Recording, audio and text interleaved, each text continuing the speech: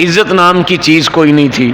حضور نبی کریم علیہ السلام کی جب دنیا میں جلوہ گری ہوئی تو معاملہ یہ بنا کہ وہ لوگ جو دوسروں سے چھین کے کھانے والے تھے، حضور علیہ السلام کی آمد کی برکت سے اور نبی علیہ السلام کی تربیت کی برکت سے وہ لوگ اپنے منہ کے نوالے لقمے نکال کے بھوکوں کو کھانا کھلانے والے بن گئے۔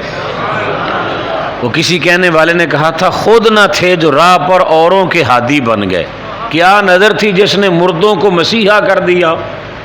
مردیاں جان پائی حضور نبی کریم علیہ السلام نے آ کر۔ تعلیمات مصطفی سے یہ فیضان ہوا کہ نبی کریم علیہ السلام کی پاک بارگاہ کے اندر ایک دفعہ ایک مہمان آیا تو اس نے کھانا اسے چاہیے تھا، بھوکا تھا۔ نبی کریم علیہ السلام نے صحابہ کو کہا ہاں بھئی اے بھوکا بندہ ہے تین روٹی کون کھلائے گا؟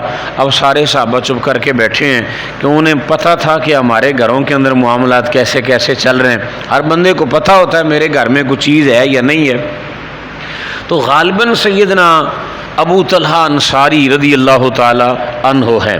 بخاری شریف کے اندر تو نام نہیں ہے لیکن بعض محدثین نے مورخین نے نام لکھا ہے اس صحابی کا، سیدنا ابو طلحہ رضی اللہ تعالیٰ عنہ، جو حضرت سیدہ ام سلیم کے شوہر تھے، حضرت انس بن مالک کے ستیلے والد تھے۔ انہوں نے کہا یا رسول اللہ صلی اللہ علیہ وسلم اس مہمان کو میں اپنے ساتھ لے جاتا ہوں اور میں اسے کھانا کھلا دوں گا۔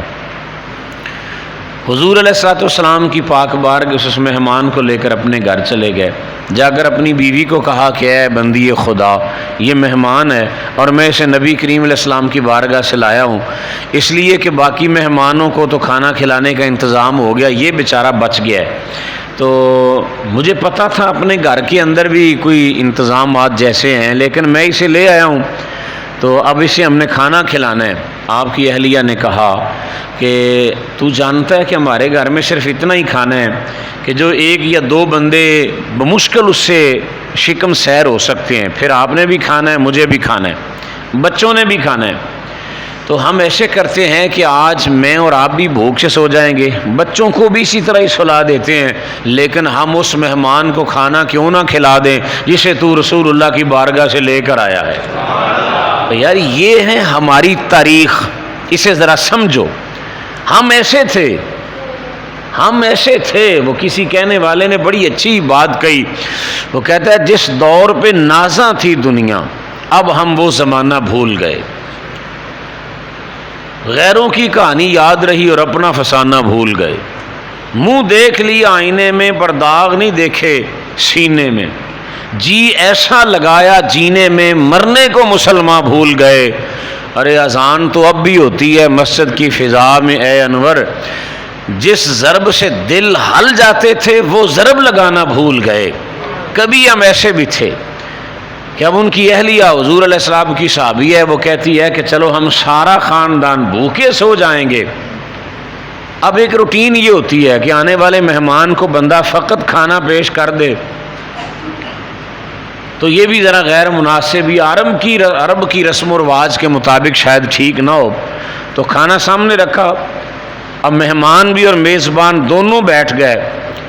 انہوں نے کہا تھا کہ جب میں ساتھ بیٹھ جاؤں نا تو چراغ سیدھا کرنے کے بہانے چراغ کو بجھا دینا، میں خالی منہ ہلاتا رہوں گا، کہیں ایسا نہ ہو کہ میں کھانا کھاؤں اس بیچارے کا پیٹ نہ بھرے۔ وہ کیا سوچے گا، در مصطفیٰ پہ آیا تھا اور حضور علیہ السلام کا صحابی تھا، وہ مجھے ساتھ لے کر گیا، میں نو رج کے روٹی بھی نہیں کھان نو ملی۔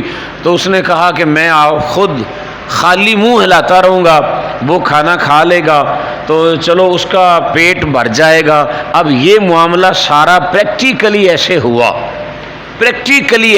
انہوں نے کیا، بچوں کو بھوکا سلا دیا، بیوی نے کچھ نہیں کھایا، شوہر نے کچھ نہیں کھایا۔ اب رات آنے والے مہمان کو پیٹ بھر کے کھانا کھلا دیا، صبح نماز فجر میں اسے اپنے ساتھ لیا، نبی کریم علیہ السلام کی خدمت میں آئے۔ اب نبی کریم علیہ السلام کو میرے رب نے جو علم عطا فرمایا ہے نا جی، رب نے حضور علیہ السلام کو علم عطا فرمایا ہے، اور ہم تو جب اس طرح کی حدیث پڑھتے ہیں نا، کعبے کے رب کی قسم ہے ہمارا تو سینہ اور چوڑا ہو جاتا ہے، ہمارا تو اس وقت چہرہ گلاب کے پھولوں سے بھی زیادہ کھل اٹھتا ہے کہ ہم نے اس پیارے نبی علیہ السلام کا کلمہ پڑھا ہے جس کو ہمارے رب نے غیب کی باتوں کا بھی خبر عطا کی، کا علم عطا فرمایا ہے۔ اب حضور علیہ السلام نے پوچھا نہیں ہے ان سے، نہ انہوں نے بتایا ہے، میرے آقا علیہ السلام نے فرمایا اے ابو طلحہ، جو عمل رات تو نے کیا ہے نا، تیرے اس عمل کو دیکھ کر میرا رب عرش پہ مسکراتا رہا ہے۔ اب اللہ عرش کے اوپر بیٹھنے سے پاک ہے، یہ صرف ایک اشارہ ہے، وگرنہ رب کہاں ہے؟ کائنات کے